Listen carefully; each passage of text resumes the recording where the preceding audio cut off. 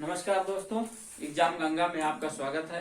ठीक है, UP TET में हमने नंबर सिस्टम की एक सीरीज हमने डाला है। उसमें हमने सबसे छोटा क्या है, जैसे कि सबसे छोटी प्राकृतिक संख्या क्या है, सबसे छोटी पूर्ण संख्या क्या है, सबसे छोटी अभाज्य संख्या कौन सी है, तो ये सारी चीजों को बारे में डिस्कस किए थे। उसको एक बार देख लीजिएगा। ठीक है, यूपी टेट को ही ध्यान में रखते हुए हम लोग आज गुणनखंड के बारे में जानेंगे। देखिए, गुणनखंड एक ऐसा टॉपिक है जो यूपी टेट में बहुत ज्यादा पूछा जाता है, ये समझ लीजिए आप।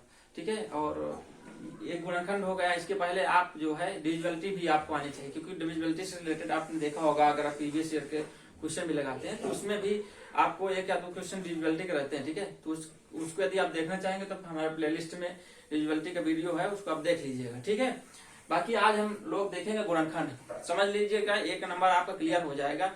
ठीक है, और एक एक नंबर तो मायने रखता है, आप समझ ही रहे हैं। ठीक, देखिए सबसे पहले गुणनखंड होता क्या चीज है ना, यही पहले जान लेते हैं। गुणनखंड कहते किसे हैं, तो अगर मैं ओरली बोल दूं, थोड़ा समझने का प्रयास कीजिएगा, बाकी मैं बता दूंगा कितना समझ पाते हैं। जैसे हमने बोल दिया, देखिए हमने बोला कि गुणनखंड किसे कहते हैं, तो हमने बोला कि ऐसी संख्या जो जिन जिन नंबर से डिवाइड हो जाती है, वो सारे नंबर उस नंबर के क्या कहलाते हैं, गुणनखंड कहलाते हैं। तो आप सोचोगे क्या बोल गया, तब सुनिएगा ध्यान से, मैं बता रहा हूं। ठीक है, एक्चुअली मैंने बोला क्या, मैंने ये बोला जैसे हमने ले लिया 6। अब बताइए 6 किन किन नंबर से पूरी तरह डिवाइड हो जाएगा। कहने का मतलब ऐसी संख्याएं बताइए जो 6 को पूरी तरह डिवाइड कर सके, मतलब उसको विभाजित कर दें और कुछ भी शेष ना बचे। कहने वाला तो क्या ये 1 से डिवाइड हो जाएगा? बिल्कुल। क्या ये 2 से डिवाइड हो जाएगा? बिल्कुल। क्या ये 3 से डिवाइड हो जाएगा? बिल्कुल। क्या ये 4 से डिवाइड होगा? नहीं होगा। ठीक है, क्या 6 डिवाइड होगा? बिल्कुल होगा। तो अब बताइए 6 के 1 2 3 और 6 से पूरी तरह क्या हो जाएगा, डिवाइड हो जाएगा। इसके अलावा तो कोई ऐसी संख्या नहीं जो 6 को डिवाइड कर सके, नहीं। तो देखिए 1 हो गया, 2 हो गया, 3 हो गया, 6 हो गया, ये सारे के सारे जो नंबर्स हैं वो इस 6 के क्या कहलाएंगे, गुणनखंड कहलाएंगे। ठीक है, तो गुणनखंड किसे कहते हैं, समझ में आया आप, कि ऐसी संख्याएं जो किसी नंबर को पूरी तरह विभाजित कर देती हैं, वे संख्याएं उस संख्या क्या कहलाती हैं, गुणनखंड कहलाते हैं। तो इसमें देखो 1 2 6 और 3 और 6 किसके गुणनखंड है, 6 के। क्लियर, तो इसी को हम लोग फैक्टर बोलते हैं। तो दूसरा एग्जांपल जैसे हमने बोल दिया, एक और ले लीजिए। देखिए जैसे हमने ले लिया 12, अब पूछ लिया कि बताओ 12 के कुल गुणनखंडों की संख्या बताओ, तो बताओ ऐसे हम देखो 1 से डिवाइड होगा? बिल्कुल। 2 से डिवाइड होगा? बिल्कुल। 3 से, 4 से, 5 से नहीं होगा, 6 से होगा, 7 8 9 10 11 नहीं होगा, और 12 से होगा। ठीक है, तो बताइए 1 6 3 4, ठीक है, और 2 और 12, ये सब इस 12 क्या है, गुणनखंड है। तो ठीक है, इसके कुल गुणनखंड कितने हो गए, 1 2 3 4 5 6, टोटल गुणनखंडों की संख्या कितने हो गए, 12। ठीक है, तो अब आप गुणनखंड समझ गए कि गुणनखंड कहते किसे हैं। तो गुणनखंड ऐसी संख्याओं को कहा जाता है जो किसी नंबर को पूरी तरह विभाजित कर देता है, तो वह संख्या उस संख्या क्या कहलाती है, गुणनखंड कहलाती है। ठीक है, अब जैसे मैं कह दूं 15 के गुणनखंड बताइए, तो देखिए 15 के पहली बात तो 1 से डिवाइड हो जाएगा। क्लियर, 1 के बाद ये जो है स्वयं मतलब 2 से डिवाइड नहीं होगा, 3 से हो जाएगा, 3 के बाद 5 से, और 5 के बाद स्वयं से। तो इस 15 के कुल कितने गुणनखंड हो गए, 4 हो गए। तो 1 3 5 और 15, ये सब इसके क्या है, इस 15 के गुणनखंड है। ठीक है, तो कुल गुणनखंडों की संख्या बताना हो तो आप इस तरह भी बता सकते हैं, लेकिन कब, जब छोटी छोटी संख्याएं होती हैं। लेकिन मान लीजिए बड़ी संख्या दे दिया जाए और आपसे पूछ लिया जाए कि इसमें कुल गुणनखंडों की संख्या बताइए, तब आप कैसे करेंगे। जैसे हमने दे दिया 120, अब इसमें पूछ लिया कुल गुणनखंडों की संख्या बताइए, तो आप देखिए अब आप करेंगे 1 से डिवाइड होगा, 2 से डिवाइड होगा, 3 से डिवाइड होगा, 4 से डिवाइड होगा, ठीक है, 5 से डिवाइड होगा, 6 से डिवाइड होगा। ऐसे ऐसे करते करते बहुत समय लग जाएगा ना, तो ऐसे तो एक एक क्वेश्चन करते रह जाएंगे, है ना। तो हम कुछ तरीके अपनाते हैं ताकि हमें बहुत ही आसान ढंग से इसका पता कर सके कि इसके कुल गुणनखंडों की संख्या कितनी होगी। तो देखिए ध्यान दीजिएगा थोड़ा सा, देखिए 120 को हम क्या लिख सकते हैं, 12 मल्टीप्लाई बाई 10 लिख सकते हैं। ठीक है, जब हमने 12 मल्टीप्लाई बाई 10 लिखा, तो अब देखिएगा इस 12 को भी हम क्या लिख सकते हैं, 4 इंटू 3, या आप लिख सकते हो 6 इंटू 2, जो भी लिख सकते हो, जैसे भी आप तोड़ सको। ठीक है, तो जैसे हमने 4 इंटू 2 लिख दिया, और इस 10 को क्या लिख सकते हैं बताओ, 2 इंटू 5। ठीक है, अब इस 4 को भी क्या लिख सकते हैं, अच्छा 4 इंटू 3 है। ठीक है, इसको लिख सकते हैं 2 इंटू 2, और ये multiply by 3 multiply by 2 multiply 5। अब बताइए इसमें टोटल कितने 2 हैं, 1 2 3, तो 2 की पावर कितना हो जाएगा 3। इसी तरह 3 की पावर कितना हो जाएगा 1, और 5 की पावर कितना हो जाएगा 1। जब अकेले होते हैं तो हम उनकी पावर 1 लगा भी सकते हैं, नहीं लगाते तो वो समझ आ जाता है कि 1 पावर लगी हुई है। ठीक है, और जैसे मैंने कह दिया कि 2 multiply by 2 multiply by 2 multiply 2, जैसे 4 है तो हम इसको क्या लिख सकते हैं 2 की पावर 4, है ना। जैसे मैं इसको मल्टीप्लाई करें हम कितनी बार तक, 5 टाइम्स तक, तो हम कहेंगे कि 2 की पावर कितना होगी 5। तो मतलब कोई भी नंबर अपने आप से जितनी बार मल्टीप्लाई होती है उतने ही उसके पावर लग जाते हैं। ठीक है, ये समझ में आती है। तो देखिए जैसे इसमें 2 कितने थे, 1 2 3 थे, तो 2 की पावर कितना हो गया 3। अब हमें पता करना है कुल गुणनखंडों की संख्या।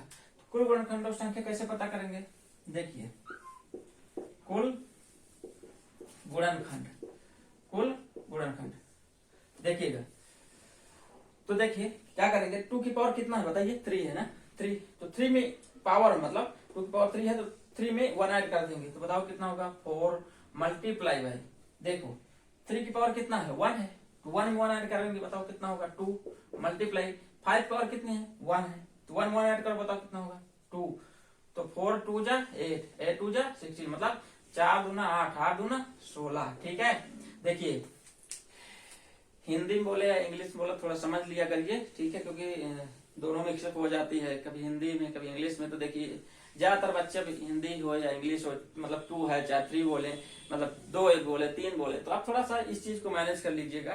ठीक है, तो 4 दूना 8, 8 दूना 16। ठीक है, क्लियर।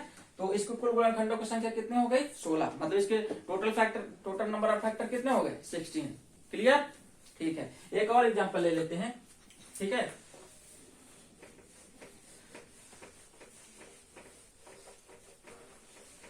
जैसे मान लीजिए हमने ले लिया 480, कितना ले लिया 480। अब इसके बताना है कि इसके कुल गुणनखंडों की संख्या कितनी होगी। तो देखिए जैसे हमने इसको, सबसे पहले काम क्या होगा, हम इसको ऐसे तोड़ लेते हैं।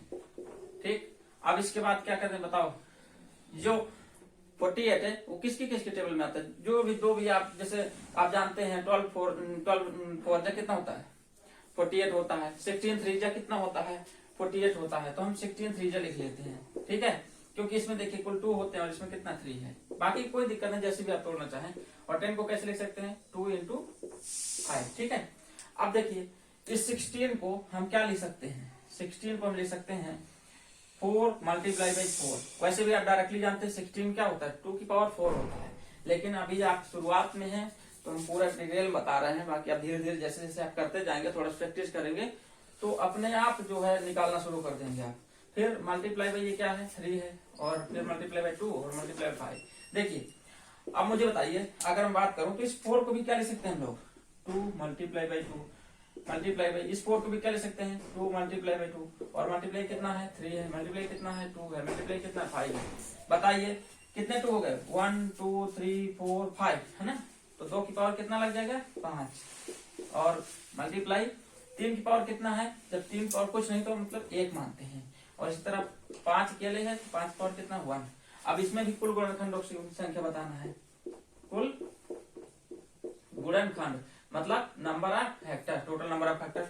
तो बताइए कैसे करते हैं, देखो 2 की पावर कितनी है 5 ना, तो 5 में 1 जोड़ो बताओ कितना हो जाएगा 6, गुणे 3 की पावर कितनी है 1, 1 में जोड़ो बताओ कितना होगा 2, फिर 5 पावर कितना है 1, 1 में जोड़ो बताओ कितना होगा 2, तो टोटल कितना होगा 6 दूना 12, 5 दूना 24। कुल गुणनखंडों की संख्या कितनी हो गई 24 हो गई। ठीक है, अब हम कुछ आप लोगों को देते हैं, एक बार प्रयास कीजिएगा। ठीक है, कैसे करते हैं,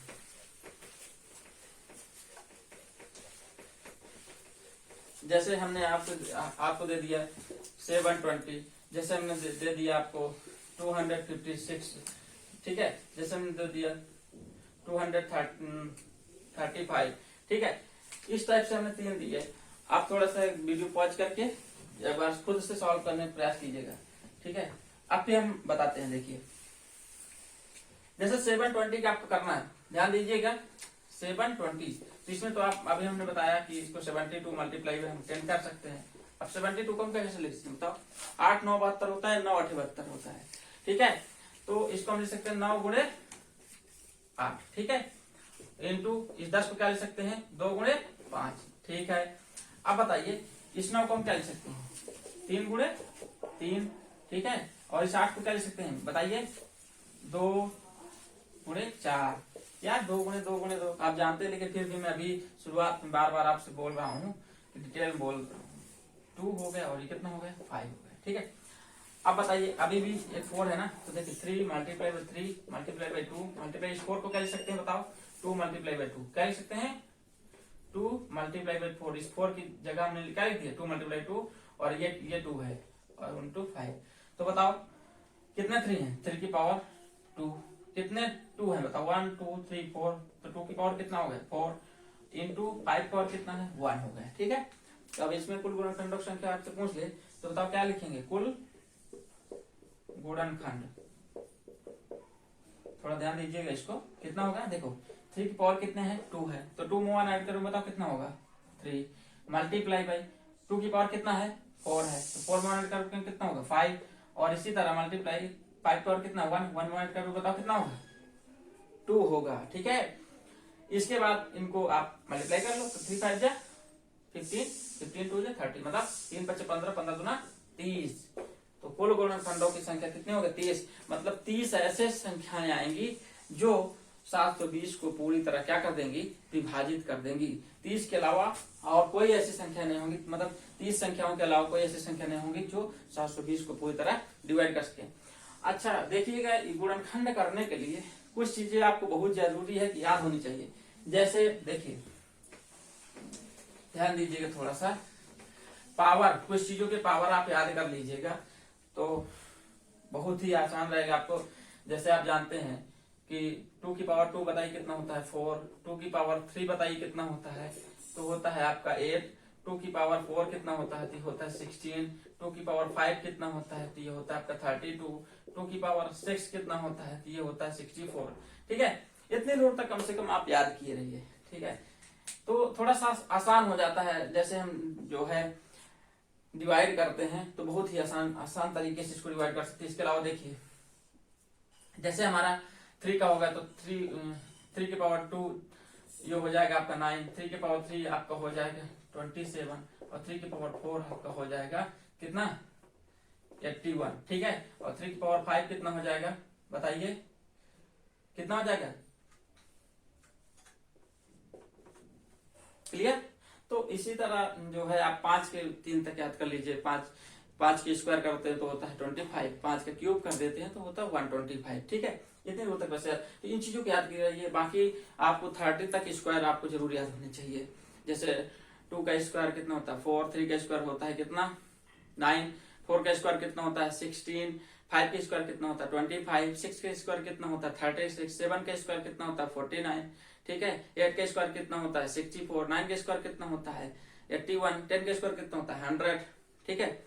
उसके बाद आपका जैसे हमने कह दिया कि 11 का स्क्वायर कितना होता है 121, 12 का स्क्वायर कितना होता है 144, ठीक है। 13 का स्क्वायर कितना होता है 169, ठीक है। और अगर हमने बोला 14 का स्क्वायर कितना होता है 196, 15 का स्क्वायर कितना होता है 225, मतलब 225, ठीक है। तो इस हिसाब से आप 30 तक जो है लिख के याद कर लीजिएगा और कोई ट्रिक को मत सोचिएगा। 30 तक तो आप जैसे कि आप टेबल याद करते हैं मतलब पहाड़ा याद करते हैं वैसे इनको भी याद कर लीजिए, 2 दूना 4, ठीक है, 3 त्रिका 9, ऐसे जो है इनको याद कर लीजिएगा पावर, क्योंकि जबान पे आ जाती हैं तो जो भी कैलकुलेशन होता है वो बहुत ही आसान हो जाता है, ठीक है।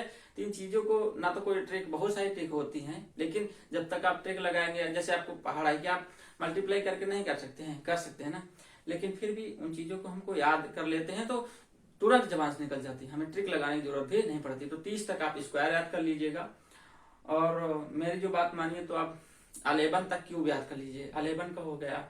उसके बाद जो है 13 का क्यूब याद कर लीजिएगा, 15 का 19, ठीक है, 17, बस इतना बहुत है। इतना क्यूब आप याद कर लीजिएगा, बहुत अगर करेंगे तो 21, 31, बस इतने तक का क्यूब याद कर लेना, ठीक है। ये काम आपको मतलब स्वयं करना है और याद कर लीजिए। अब देखिए अगला क्वेश्चन देखते हैं, ठीक है। अगर डिविजिबिलिटी नहीं आती तो हमने बताया कि जो है हमारे प्लेलिस्ट में डिविजिबिलिटी का एक वीडियो पड़ा हुआ, उसको देख लीजिएगा, ताकि हर एक जो है नंबर की डिविजिबिलिटी आपको पता रहे। किसी भी नंबर को पता करना हो कि 2 से डिवाइड होगा या 3 से डिवाइड होगा या 5 से होगा या जो है 7 से होगा या 11 से होगा, ठीक है, तो उसको आप देख लीजिएगा, क्योंकि डिविजिबिलिटी से रिलेटेड भी यूपी टेट में क्वेश्चन 1 या 2 क्वेश्चन जरूर रहते हैं। ठीक है, देखो डायरेक्टली ना मिल सके तो हो सकता है इनडायरेक्टली भी मिल जाए, तो ध्यान दीजिएगा थोड़ा सा। अब देखिए दूसरा हम लगाते हैं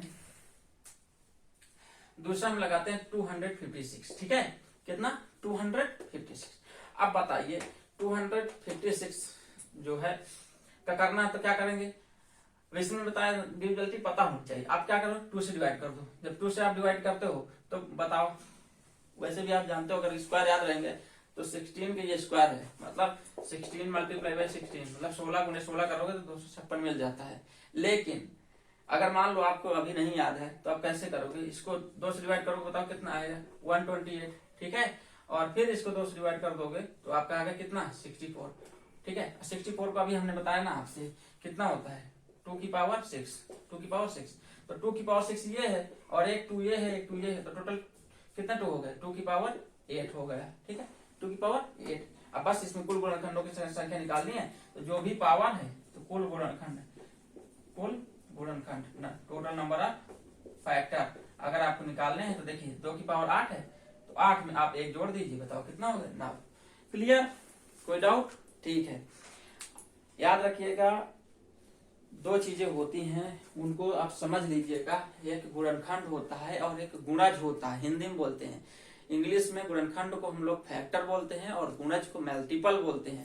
दोनों चीजें आपको समझ में, तीसरा वाला आप स्वयं प्रयास कीजिएगा और कमेंट कीजिएगा इसका आंसर, ठीक है, ठीक है। अब देखिए दोनों चीज समझ लीजिए एक बार कि गुणनखंड और गुणज, बहुत सारे लोग इसमें कंफ्यूज रहते हैं, छोटी चीजें हैं लेकिन फिर भी कभी कभी एग्जाम में हम इसमें क्या हो जाते हैं, कंफ्यूज हो जाते हैं।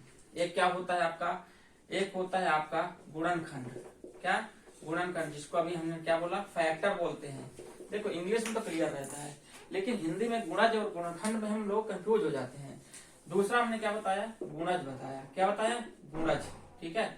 तो गुणज किसे बोलते हैं, इंग्लिश में बोलते हैं मल्टीपल, मल्टीपल, ठीक है। समझिएगा बात को, क्या मैं बोल रहा हूं। जैसे हमने बोल दिया, देखिए हमने एक एग्जांपल ले लिया, 18 ले लिया, क्या ले लिया 18 ले लिए, और छोटा ले लेते हैं, जैसे हमने ले लिया 12 ले लिया, ठीक है। अब बताइएगा 12 किन किन नंबर से डिवाइड हो जाएगा, तो 12 देखो डिवाइड हो जाएगा आपका 1 से, आपका डिवाइड हो जाएगा 2 से, आपका डिवाइड हो जाएगा 3 से, आपका डिवाइड हो जाएगा 4 से, और आपका डिवाइड हो जाएगा 6 से, डिवाइड हो जाएगा 12 से। तो ये 12 2 3 2 1 2 3 4 6 और 12 डिवाइड हो रहा है, तो इस सब के सब इस 12 के क्या कहलाएंगे, गुणनखंड कहलाएंगे, फैक्टर कहलाएंगे, क्या कहलाएंगे, गुणनखंड, ठीक है, क्या बोलेंगे, फैक्टर। बट लेकिन अगर मैं इसी 12 को ऐसे लिखूं कि 12 एक नंबर 12, 12 दूना 24, 12 तीन 36, 12 चौक 48 और ऐसे चला जाता है, तो ये जो 12 है ना, ये जो 12 है, ये जिन जिन नंबर को डिवाइड करेगा, जिन जिन नंबर को ये स्वयं डिवाइड करेगा, ये सारे नंबर इस 12 के क्या कहलाएंगे, गुणज कहलाएंगे, क्या कहलाएंगे, गुणज कहलाएंगे, ठीक है। इसको हम लोग इंग्लिश में बोलते हैं मल्टीपल, क्या कहलाएंगे, मल्टीपल कहलाएंगे। क्लियर हो गया। अब इसमें आप एक चीज देख रहे होंगे, एक है आपका 12 और दूसरा कितना, ये इसमें भी 12 है। तो देखो जैसे कोई भी नंबर होता है तो वो अपने आप का फैक्टर भी होता है और अपने आप का मल्टीपल भी होता है। क्लियर बात। तो गुणज और गुणनखंड दोनों में कोई डाउट, क्लियर हो गया ना, कंफ्यूज मत होइएगा। तो अब आता है देखिए थोड़ा सा, देखिए अगर यूपी टेट की बात करूं केवल कुल गुणनखंडों की संख्या पूछता है, बाकी गुणनखंड में भी सम गुणनखंड किसे कहते हैं, विषम गुणनखंड किस नंबर, मतलब विषम गुणनखंडों की संख्या बता दीजिए, ठीक है, भाज्य गुणनखंडों की संख्या बता दीजिए, अभाज्य गुणनखंडों की संख्या बता दीजिए, ये चीजें भी आती हैं, ठीक है। तो अभी हम लोग जो है एक बार देख लेते हैं सारी चीजों को, कैसे आप आसान तरीके से सारी चीज पता कर लेंगे। सबसे पहले हम देख लेते हैं, जैसे मान लो हमें 16, थोड़ा थोड़ा समझाओगे, ज्यादा समय नहीं लेंगे, ठीक है, आप एक बार देख लीजिएगा, फिर जब आपका एग्जाम हो जाएगा तो आप कहेंगे तो आपको डिटेल में गुणनखंड की पूरी वीडियो रहेगी। ठीक है, देखिए एक बार प्रोसेस केवल समझिएगा। जैसे हमने लिख दिया, बताइए हम लिख दिया 18। ठीक है, अब इसके देखो कुल गुणनखंड, कुल गुणनखंडों की संख्या कितनी होगी ये तो निकालना आपको आ गया। कैसे, जैसे आप इसको चुपचाप करेंगे 9 इंटू 2 या 6 3 18 जो भी आप बोल सकते हो। अब इस 9 को क्या लिख सकते हैं, 3 इंटू 3 और इंटू कितना 2। कभी कभी लोग, कुछ लोग ये करके जो रहे 9 2 याद न रहे तो अरे ठीक है 18 है ना, इसको 6 इंटू 3 लिख दीजिए, कोई दिक्कत है क्या। अब 6 को क्या लिख सकते हैं, 2 इंटू 3 मल्टीप्लाई विद 3। लास्ट में देखो सेम आया कि नहीं, मतलब इसमें कितने 2 है, 3 है 2, और इसमें कितने 3 है 2, इसमें 2 कितने 1, इसमें 2 कितने। बात समझ में आ रही है, तो आप किसी भी तरह से आप तोड़ सकते हो, लास्ट में आपको यही आएगा। ठीक है, अब देखिए अब इसमें कुल गुणनखंड संख्या निकालने तो देखो इसको हम लिख सकते हैं ना 3 की पावर 2, क्योंकि 3 कितनी बार 2 बार है। अब 2 की पावर 2 अकेले 2 की पावर 1 हो गया। अब कुल गुणनखंडों की संख्या अगर आपको पता करना हो, कुल गुणनखंड, तो सिंपल सा काम करेंगे। देखो अभी हमने बताया कि 3 की पावर कितनी है 2, 2 में 1 जोड़ो तो कितना होगा 3, और 2 की पावर कितना 1, 1 में जोड़ो कितना 2, कितने आ गए 6। कुल गुणनखंडों की संख्या 6 हुई, ये तो हमने अभी सिखा दिया आपको। अब जैसे आपसे पूछ ले कि इसी 18 में विषम गुणनखंड, वो सम गुणनखंड कितने होंगे, सम गुणनखंड। ठीक है, इसी 18 में सम गुणनखंड कितने होंगे, तो देखिए 18 में अगर हमें सम गुणनखंडों की संख्या पता करना हो ना, तो हम बस एक काम करेंगे, इसको 2 से डिवाइड कर देंगे 18 को। जब 18 को आप 2 डिवाइड कर तो बताओ कितना आता है 9, कितना आता है 9 आता है। अब 9 के आप कुल गुणनखंड निकाल लीजिए, हो गए। तो 9 के आप 9 को कुल गुणनखंड निकालने के लिए क्या करेंगे, 3 इंटू 3, मतलब 3 की पावर कितना हो गया 2। तो इसमें कितने हो गए गुणनखंड टोटल। अभी आप जैसे कुल गुणनखंड निकालते हो वैसे ही करेंगे। 3 की पावर कितनी है 2, 2 में जोड़े बताओ कितना होगा 3। तो ये 3 है ना, ये कुल गुणनखंड 18 के नहीं आए, बल्कि 18 के कुल सम गुणनखंड आए, कुल सम गुणनखंड क्या गए 18 के कुल सम गुणनखंड संख्या कितनी हो गई 3। क्लियर, तो हम लोगों ने कुल गुणनखंडों की संख्या देख ली। कुल गुणनखंड कैसे निकालते हैं ये हमने बताया, और सम गुणनखंड कैसे निकालेंगे किसी भी नंबर का, तो सिंपल हम क्या कर देंगे, उस नंबर को आधा कर देंगे और जो आएगा उसके कुल गुणनखंड निकाल लेंगे, वही उसके सम गुणनखंडों की संख्या हो जाएगी। क्लियर, ठीक है। एक और एग्जांपल ले लेते हैं, आपको थोड़ा कंफ्यूजन हो रही होगी कि कैसे बोल रहे हैं, देखिएगा। जैसे मान लीजिए हमने 24 ले लिया, कितना ले लिया 24। अब इसके सम गुणनखंडों से निकालना है, क्या निकालना है, सम गुणनखंडों की संख्या, सम गुणनखंडों की संख्या।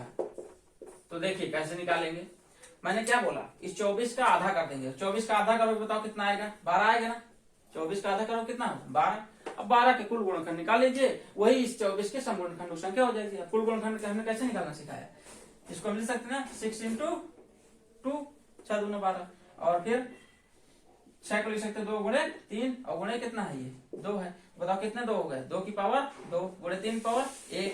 तो बताओ कैसे लिखते हैं, गुणनखंड कैसे निकालते, टोटल 2 की पावर 2 है, 2 में 1 जोड़े 3, और 3 की पावर 1 है, 1 में जोड़े कितना 2, बराबर कितना है 6।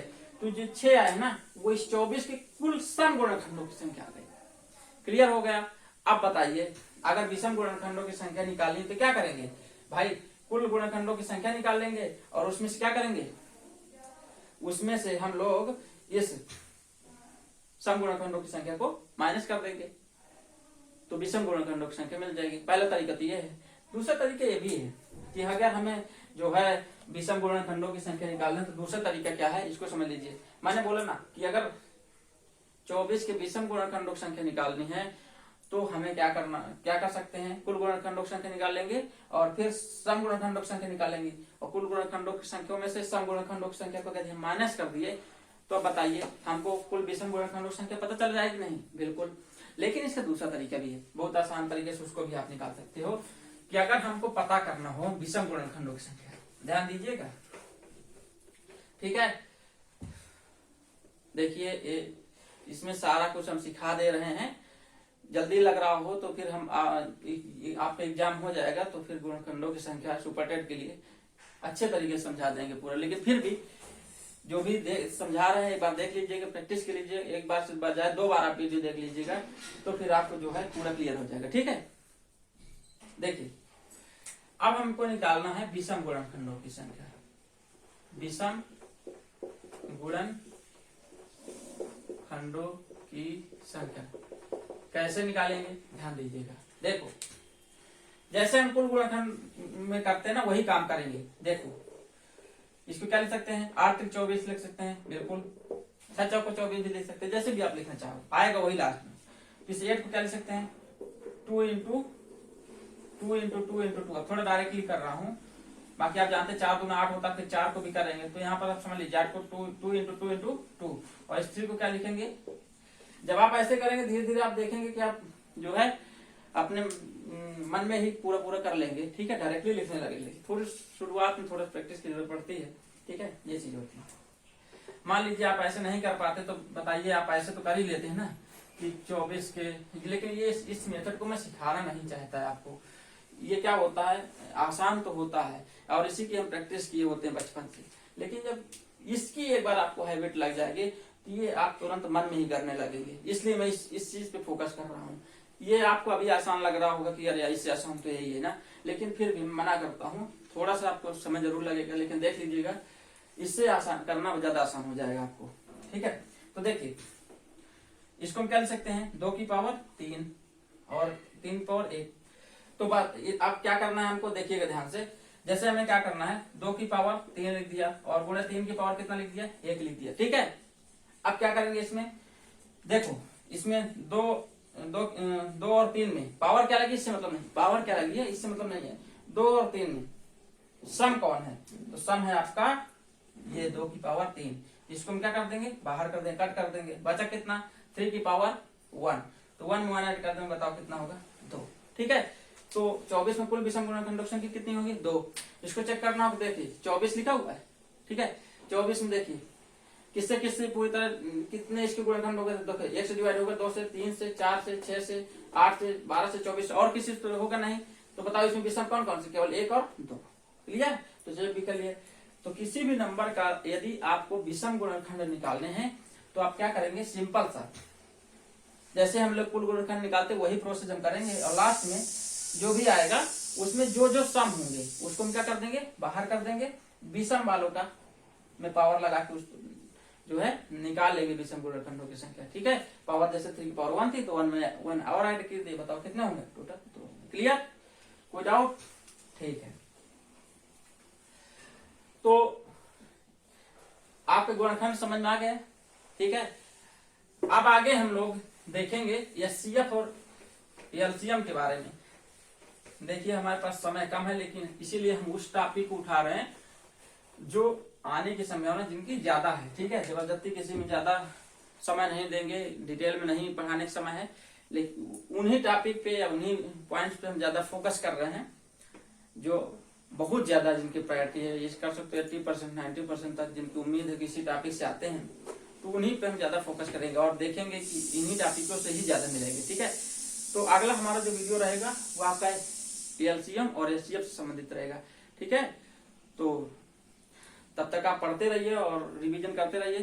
ठीक है, हमारा जो हमने आपसे कहा कि हम पूरा करा देंगे आपको, जितने भी टॉपिक हैं इनको आप बस ज्यादा समय नहीं एक बार देख लिया करिए दिन में, और इससे रिलेटेड आप क्वेश्चन सॉल्व किया करिए। कोई ना कोई बुक तो होगी, मान लीजिए बुक नहीं है तो प्रीवियस ईयर बुक होगी, तो उसमें ही जो आपको जो है क्वेश्चन को छांट लीजिएगा। जैसे आप लगाते होंगे तो इस समय प्रीवियस क्वेश्चन पेपर ही लगा रहे होंगे तो उसमें मिल जाते, तो एक बार इसको देख लिया करिए। ठीक है, बस इतना रहेगा। अगली एचसीएफ और एलसीएम के बारे में दे देंगे। ठीक है, और आप डिविजिबिलिटी वाली क्लास जरूर देख लीजिएगा। यदि आपको नहीं आता, यदि आप तो आता है तो कोई बात नहीं। ठीक है, थैंक यू।